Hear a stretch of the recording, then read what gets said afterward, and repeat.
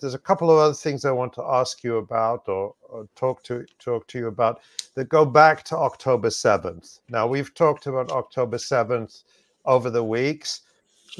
Of course, in the US and Western media, and of course, Israeli propaganda, they emphasize the atrocity propaganda. They don't talk about the military achievement of the resistance, which overwhelmed the Gaza division, took several of its bases and destroyed them, captured and killed Israeli soldiers, including senior officers and so on.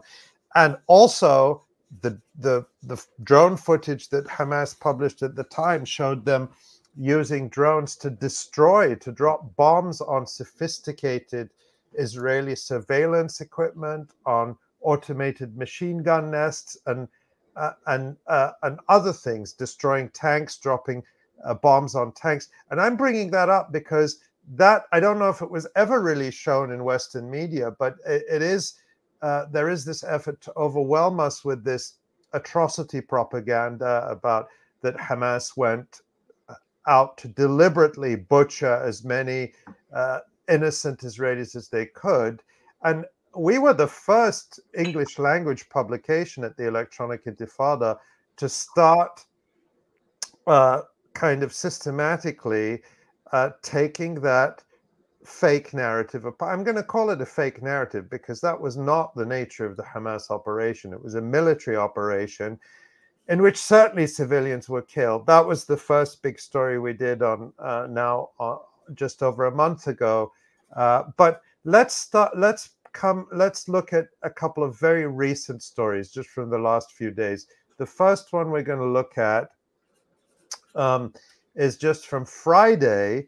And there's a little video clip in that story, Tamara, that let's try to play. Just the clip that is embedded in that story of Mark Regev, who is one of the most well-known Israeli government spokespersons.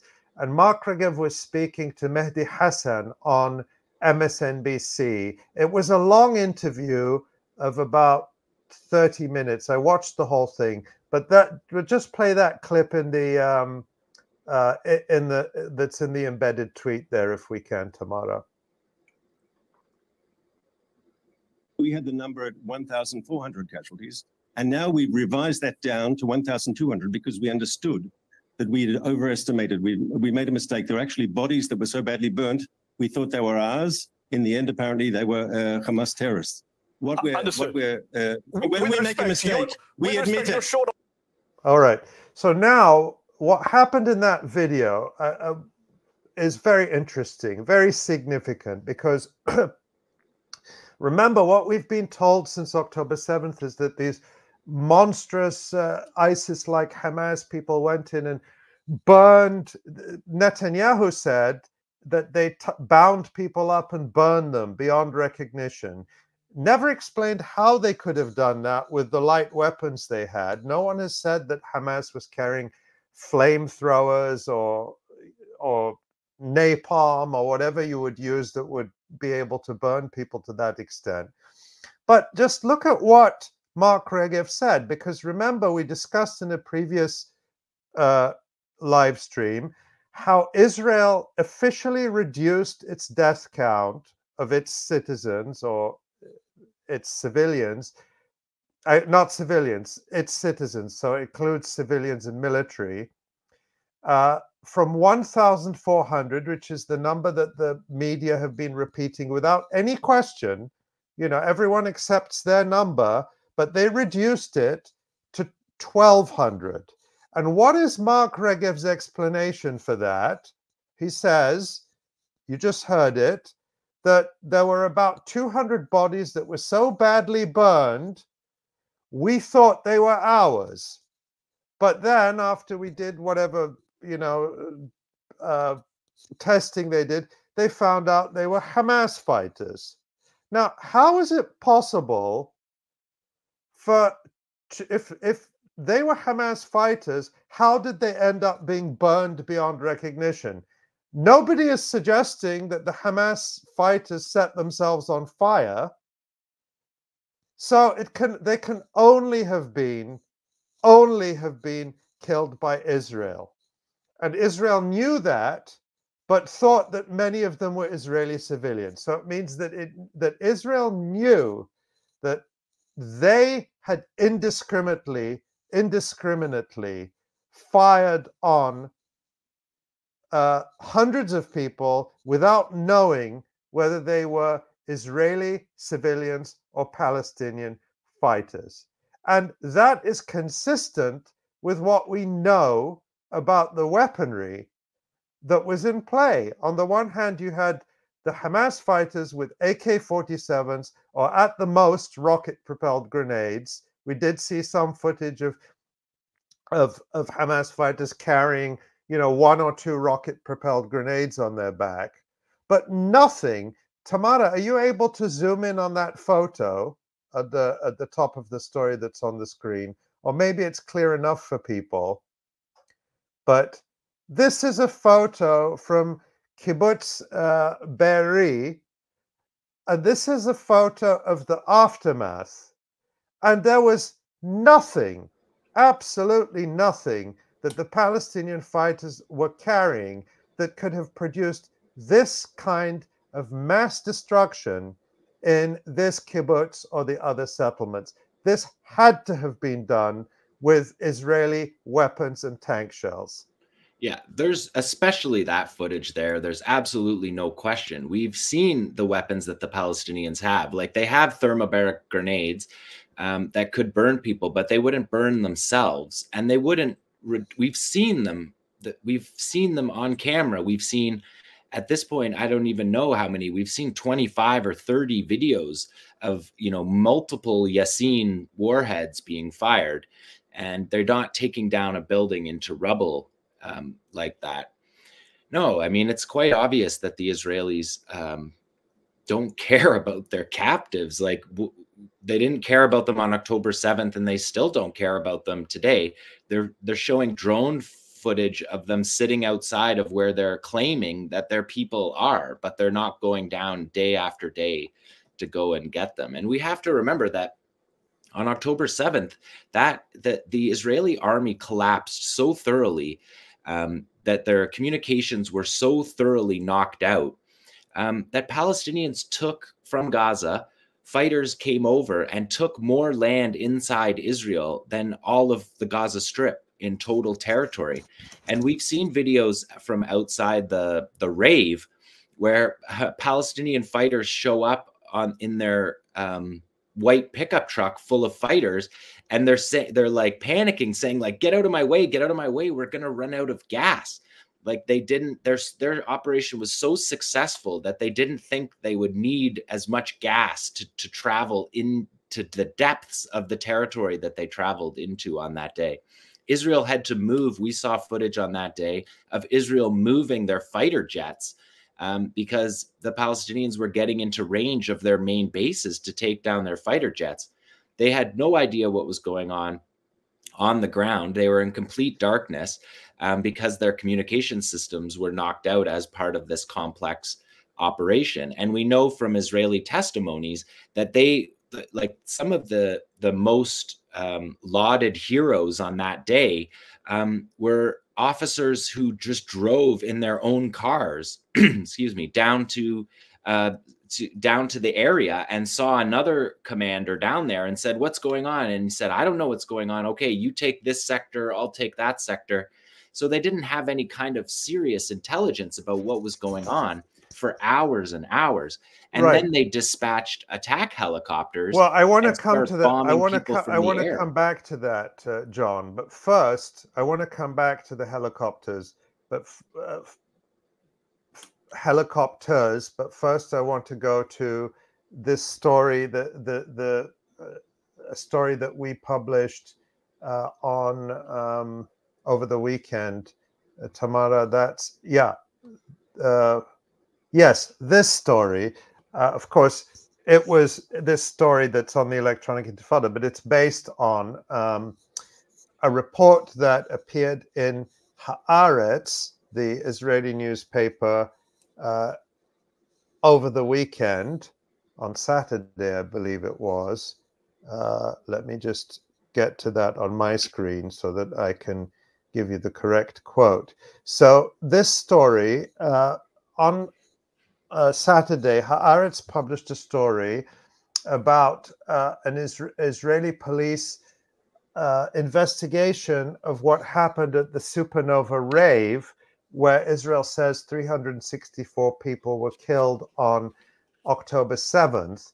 And the first thing the Israeli, and then again, this is according to Haaretz, the Israeli newspaper, on Saturday, the Israeli investigators concluded that Hamas fighters who crossed the boundary from Gaza that day had no prior knowledge of the music festival held near Kibbutz Re'im, an Israeli colonial settlement a few kilometers east of Gaza. And now I'm quoting from Haaretz. According to a police source, the investigation also shows that an IDF combat helicopter that arrived to the scene and fired at terrorists there apparently also hit some festival participants. End of quote. That's the quote from Haaretz that became a major headline around the world and was taken, I think, correctly as the first official acknowledgement in Israel that the indiscriminate fire by the Israeli military would have ended up killing civilians. The Haaretz report really only contains one sentence about this, and it doesn't give any estimate of how many people might have been killed. It's just that one sentence that I read you.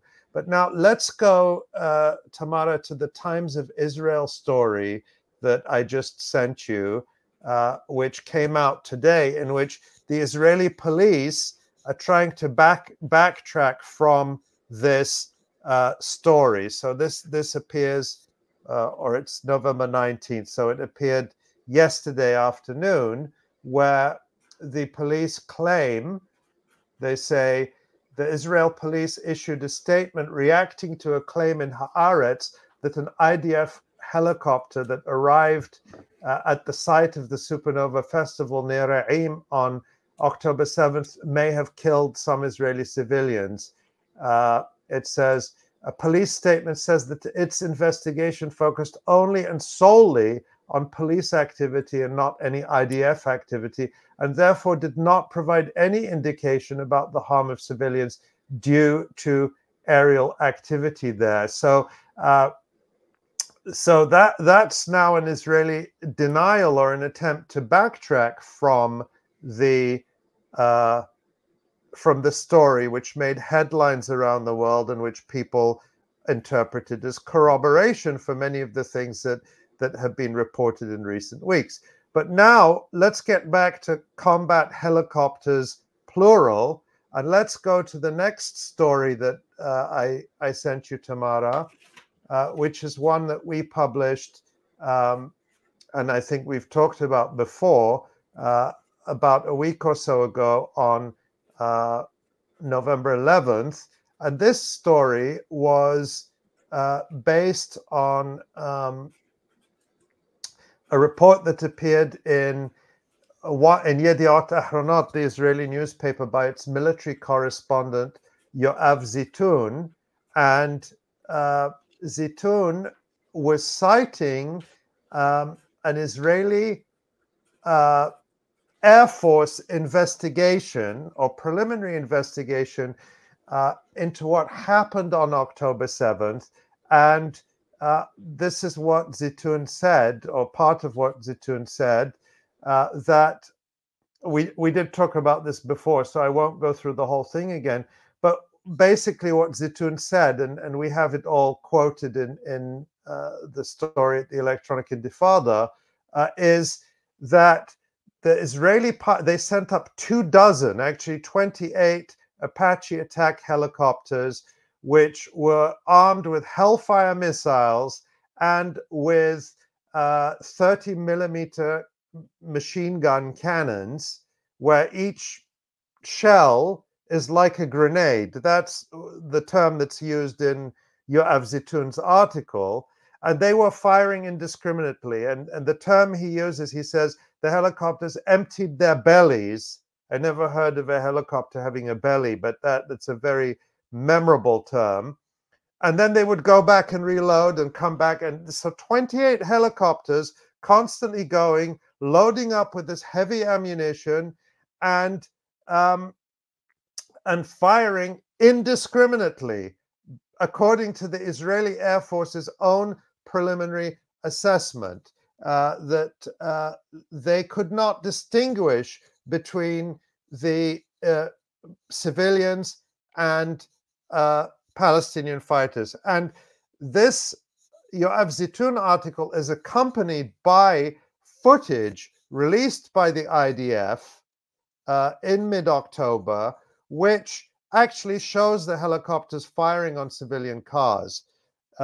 It's actually the footage at the top of the screen, not this, although this little clip was released by the Israeli army, but the one right at the top that has the YouTube age restriction. We don't need to show it now, but it's there for people to find. Tamara, if you just show the headline again, people will be able to find it at the Electronic Intifada.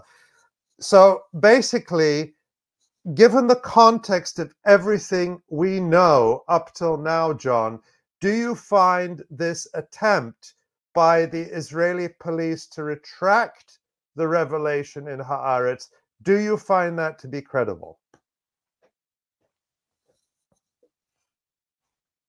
John, I think you're muted, John. Yeah. Sorry, guys. No, I think that they're going to do a lot of investigations that are going to show this stuff, because I think it's so obvious. That gun you're talking about on the Apache is one of the things that the Israelis asked for more of from the Americans. They're these massive 30mm motor-driven cannons that just spray these massive munitions at people. And that's one of the things that the Israelis wanted the Americans to replace for them. No, they're clearly, I mean, you can clearly see the difference between what they're shooting and what came across the border, because we have videos of Qassam coming across the border in their pickup trucks. And then we have footage from there, from in that story, from the attack helicopters clearly hitting like little tiny cars, like little Hondas or whatever.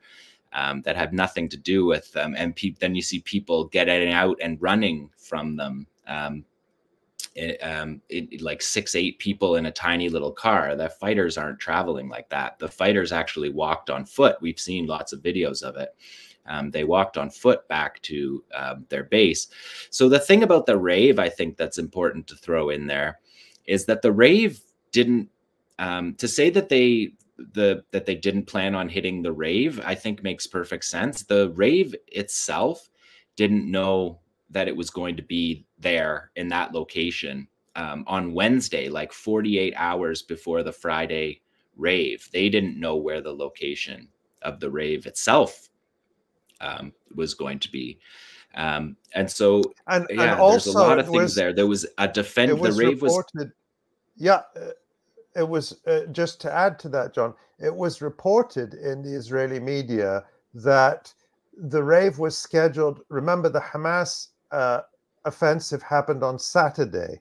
Yeah. And they said that the rave was scheduled for Thursday and Friday, and the decision to extend it to Saturday was a last-minute decision just because of popular demand. And it was also initially located at a different location and was moved to that spot on the Wednesday. And so, I imagine about the day of the action, you could probably hear the Israeli trance music happening from there, but it's clearly not part of their plan. But they land, and that rave is literally between the Gaza Strip and Riam military base, which houses the Gaza Command. So that's right. So I guess in Israeli terms, they're using the ravers as human shields in front of their military installation, because that's the next target. When the dudes landed in the hang gliders, they weren't trying to land hang gliders in the Nova Trance Music Festival. They were landing hang gliders over the Israeli position that's on the road there, outside of the rave. And in that position outside the rave, there's armed security at that rave. And there's also a tank position that you can see at the rave. So these are defended areas that needed to be taken on the way to this military base. that was the home of the Gaza division, the most important objective of the operation. And the rave is in between that. And I think that the other thing that I think Abdul Jawad said it on the last show, like it doesn't, if the goal was to create civilian massacres, the Qassam brigades held territory inside Israel for the entire day of Saturday. And in some cases, they held it for multiple days until Tuesday and Wednesday, the Israelis were saying they were still fighting people. If the goal was just to massacre civilians, and that was the only objective, they had the time and space to do that. And that's not what happened. Even at the rave, that's not what happened. There's tons of footage from the rave of them trying to figure out who's who. And in all fairness, a rave of 18 to 21-year-olds in Israel involves a lot of soldiers. It involves a lot of people that were about to become soldiers, were active duty soldiers, or had just finished their military. So they themselves, if they were settlers, they had weapons in their cars. A lot of people were running to their cars to get weapons. A lot of testimony from the Nova rave talks about crossfire because there was security guards there that were shooting. And I think the rave signals more of chaos than anything else because the numbers of people there, I don't think that Qassam anticipated how many people were going to be there. And when you look at the sort of like meticulous takeover of each of those objectives that they had, what you see out front of Nova is a collection of many units that had cleared their own objectives and had moved forward in an attempt to take the base at Riam. So I think that the rave was in an unfortunate position.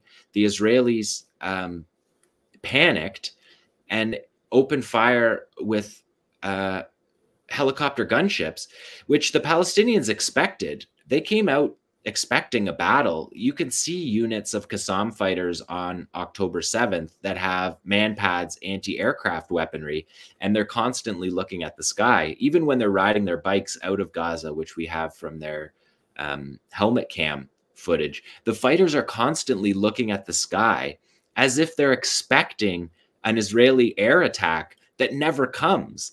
The aerial attack doesn't come until a couple hours later when they're firing randomly at people that they don't know, because they don't have people on the ground in the Nova Festival like calling in coordinates on their radios like they normally would. So the helicopter pilots, and they testified to that, they didn't know what they were shooting at. They thought that they were shooting at 1,500 people that had fled across the border to fight. So I don't think there's any question that a certain number of Israelis were killed by their own forces on that day. And we still don't know, and this is maybe a topic we should take up next time, but we still don't know how many Hamas fighters crossed into Israel, because Hamas hasn't told us, and we know the Israeli numbers are unreliable. So that's also another, the Israelis may have thought that there were 1,500 people. Well, Abu Ubaidah said 1,500 people, but he didn't say, he said 1,500 people and 3,000 support troops. So we're not sure what numbers went in and went out. And then we also know that once the wall had been breached in the 20 plus areas, that people from Gaza themselves could cross the border later in that day. So that creates a little bit of confusion. But what we're talking about, and the story that you're reporting on, this is all happening before 11 a.m. in the morning. The operation starts at 6 in the morning, and that's all before noon. That they're shooting people at this festival, and the people at the festival are talking about how there's shooting happening around them, and there's crossfire, and people are trying to figure out where the shooting's coming from. It was a chaotic situation. But if the goal was just to massacre everyone at the festival, the Qassam brigades had the armaments to do that. That's clearly the goal wasn't mass killing. The goal was to take territory, hold it, and to bring home a certain number of prisoners. Thanks for watching this video. Please subscribe to our YouTube channel, hit like, leave a comment. These engagements help us with the YouTube algorithm, and it helps us to get around Silicon Valley censorship as much as possible. It does make a difference. You can also support our journalism by going to electronicintifada.net and clicking on donate now. Thank you.